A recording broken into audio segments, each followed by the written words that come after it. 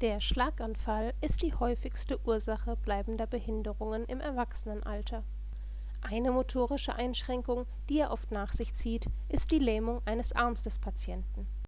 Obwohl die Funktion des gelähmten Arms teilweise zurückgewonnen werden kann, führen nur wenige Patienten die dazu notwendigen Physiotherapieübungen regelmäßig aus.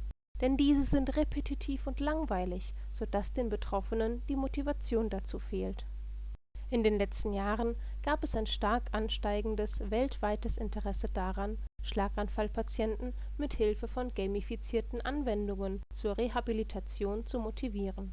Bei dem Prinzip der Gamification handelt es sich um die Verwendung von Game-Design-Elementen in einem nicht-spielerischen Kontext. So können langweilige Tätigkeiten spielerisch aufgewertet werden.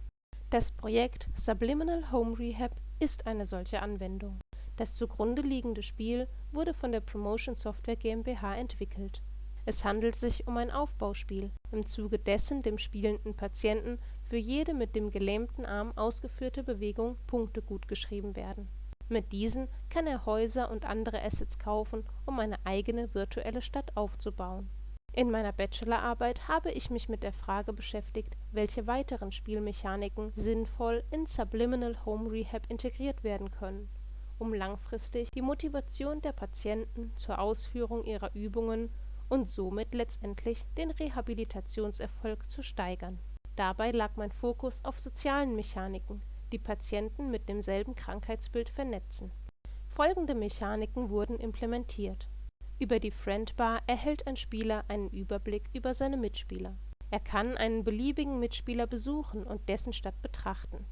Dabei sieht er den Avatar und den Namen des Mitspielers.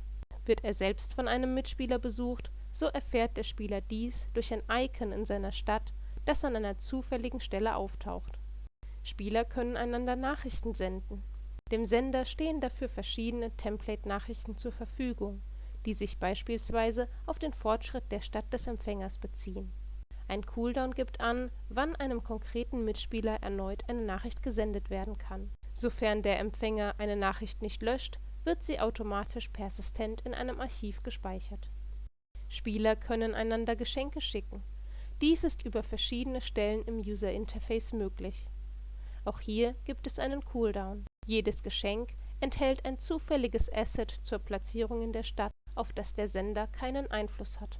Nimmt der Empfänger ein Geschenk an, so geht das Asset in sein Inventar über. Das Freundschaftslevel zweier Spieler füllt sich durch jede der genannten sozialen Interaktionen.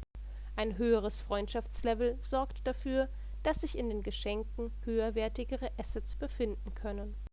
Eine Notification informiert an allen relevanten Stellen über den Anstieg des Freundschaftslevels.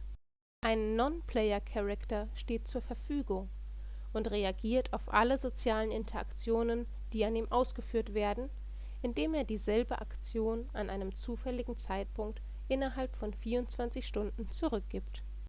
So können die Vorteile der sozialen Interaktionen auch dann genutzt werden, wenn gerade kein echter Mitspieler erreichbar ist. Die Ergebnisse der Arbeit wurden zwei Experten im Umgang mit Schlaganfallpatienten vorgelegt. Sie sahen das Potenzial des Nachrichtensystems darin, neue Spieler zu motivieren. Langfristige Spieler werden hingegen eher durch das Geschenksystem an das Spiel gebunden. Das Besuchen von Mitspielern stellt für beides die Grundlage dar.